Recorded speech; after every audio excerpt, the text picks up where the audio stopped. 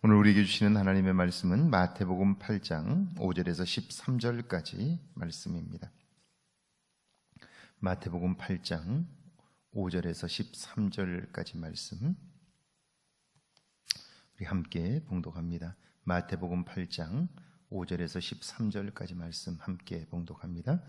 예수께서 가버나움에 들어가시니 한 백부장이 나와 간구하여 이르되 주여 내 하인이 중풍병으로 집에 누워 몹시 괴로워하나이다.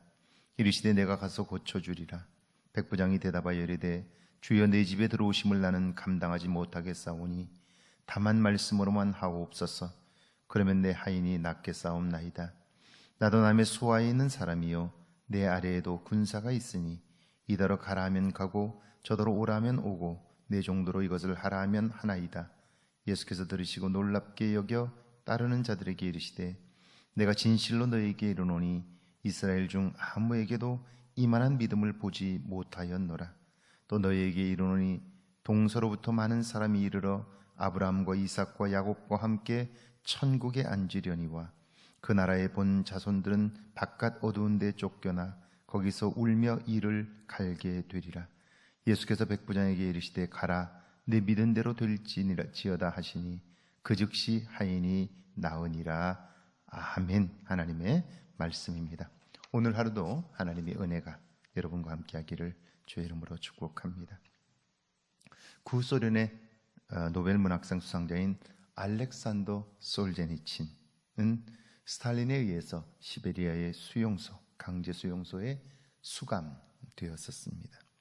강제 노동에 시달리던 어느 날 그는 인내의 한계를 느끼게 되었고요.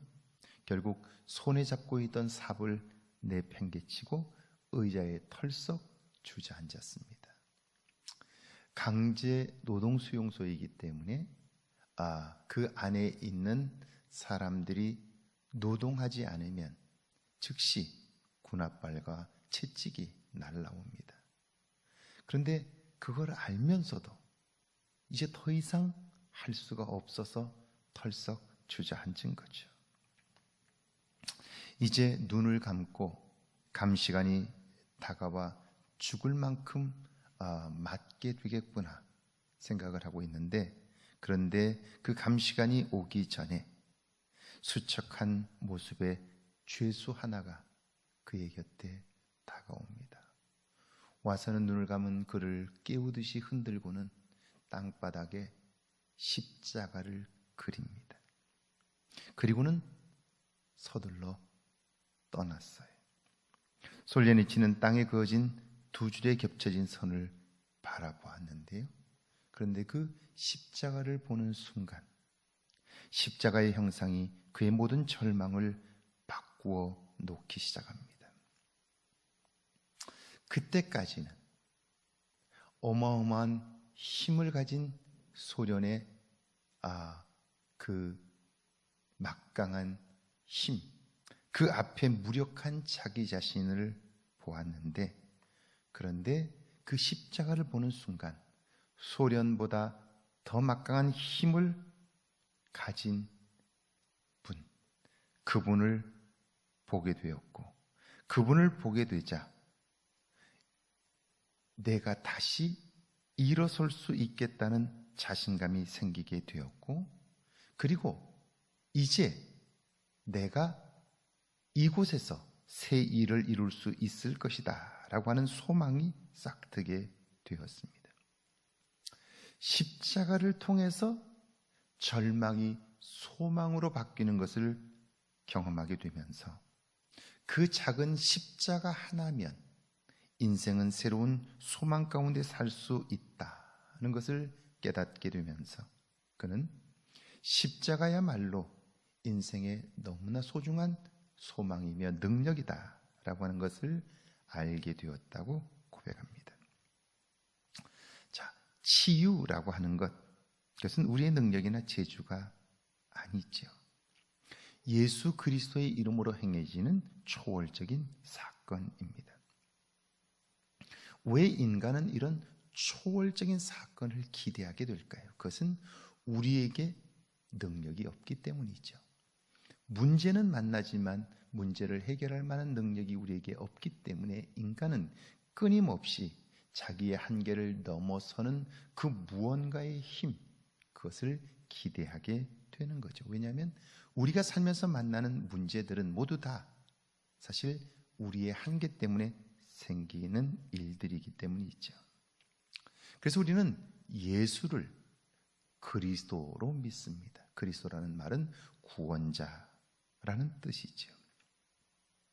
예수를 구원자로 믿게 되면서 인간은 자기가 할 수 없는 문제들을 만나게 될 때, 그때 좌절하고 절망할 수밖에 없지만 자기의 한계를 넘어서는 그 무엇을 바라봄으로 그 문제에서 벗어나며 한계를 넘어설 수 있게 되는 것이죠. 오늘 본문의 백부장 역시 자신이 해결할 수 없는 문제를 만나요. 6절에 보면 이르되 주여 내 하인이 중풍병으로 집에 누워 몹시 괴로워하나이다. 오늘날도 중풍병은 완치가 어렵습니다. 그래서 예수님에게 요청했던 거죠. 예수님은 선뜻 내가 가서 고쳐주리라 말씀하셨는데 백부장의 반응이 놀랍습니다. 8절에 보면 백부장이 대답하여 이르되 주여 내 집에 들어오심을 나는 감당하지 못하겠사오니 다만 말씀으로만 하옵소서. 그러면 내 하인이 낫겠나이다 그래요. 다만 말씀만 하옵소서. 그러면 내 하인이 낫겠나이다. 보지 않아도, 만지지 않아도, 안수기도 하지 않아도 주님이라면 말씀만 하셔도 낫습니다. 이게 뭐죠? 이게 믿음이죠. 나는 할 수 없으나 주님은 하실 수 있습니다.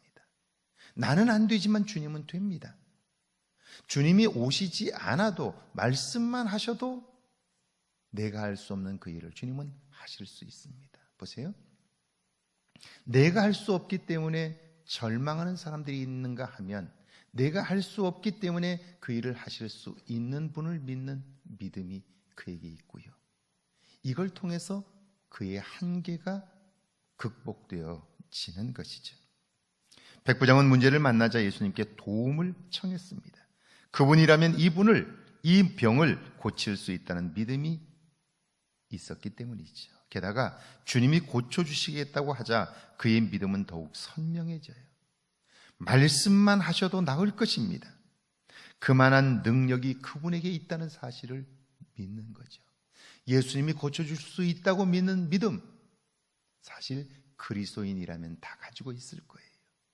그런데 과연 그 믿음이 그분은 말씀만 하셔도 오지 않아도 그 일을 행하실 수 있다고 믿는 믿음이 우리 안에 있느냐 하는 거예요. 자, 왜 우리는 예수님을 구원자라고 믿으면서도 문제를 만나면 문제 앞에서 절망하게 될까요? 분명 우리는 그분이 그 일을 하실 수 있다고 믿어요. 그러나 문제 앞에 서면 우리는 여전히 그분을 구원자로 믿기보다는 나 자신을 통해서 그 문제를 보려고 하기 때문에 우리는 우리의 한계를 넘어서지 못해요. 그분을 통해서 문제를 보면 문제는 작아지고 그분은 커 보이는데, 나를 통해서 그 문제를 보니까 문제는 커 보이고 나는 작아 보이고, 그래서 좌절하고 절망하는 거죠. 그러니까 우리 모두는 예수가 그리스도인 것을 믿어요. 그런데 그분이 말씀만 하셔도 그 문제를 넉넉히 해결하실 수 있다는 믿음이 내 안에 오늘 있느냐 하는 거죠. 그래서 예수님은 그 믿음을 보시고 놀라셨고 칭찬하셨어요. 13절에 그리고 말씀하시죠. 예수께서 백부장에게 이르시되 가라 내 믿음대로 될지어다 하시니 그 즉시 하인이 나으니라. 믿음으로 인한 이 기적은 정말 놀랍고 위대한데요, 내 믿음으로 내 하인의 문제가 해결되고 있는 거예요. 오늘 우리에게는 이런 능력이 주어져 있는 거예요. 아니, 우리에게 주어진 것이 아니라 예수의 이름을 사용할 수 있는 권한이 우리에게 있고요. 그 이름을 사용할 때 내 믿음이 다른 사람의 삶을 바꿔놓을 수 있다 하는 것이 믿음의 위대함인 것이죠.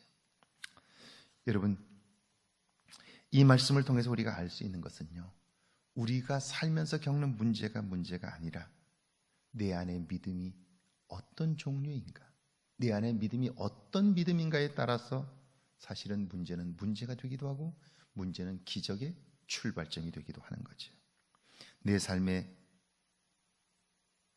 있는 문제가 믿음으로 극복될 수 있다라고 믿지만 그 믿음의 내용은 뭐냐 하는 것을 우리는 질문해 보아야 하는 거죠. 과연 예수님이 말씀만 하셔도, 오지 않아도 말씀만 하셔도 능히 그 일을 이루실 것을 믿는 믿음이 내 안에 있느냐 하는 것입니다.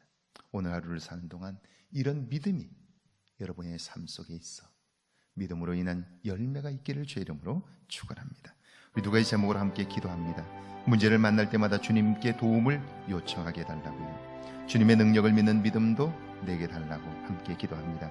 주님, 매일매일을 사는 동안 우리는 문제 앞에 서게 됩니다.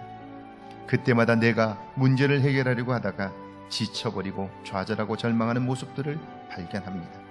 이제는 믿음으로 주님께 요청할 수 있게 하옵소서. 주님의 능력을 믿는 믿음도 우리에게 주셔서 오늘 하루 작고 큰 문제 앞에서 실망하고 좌절하지 않게 하시고 하나님의 도움을 구하게 하옵소서. 예수님의 이름으로 기도하옵나이다. 아멘.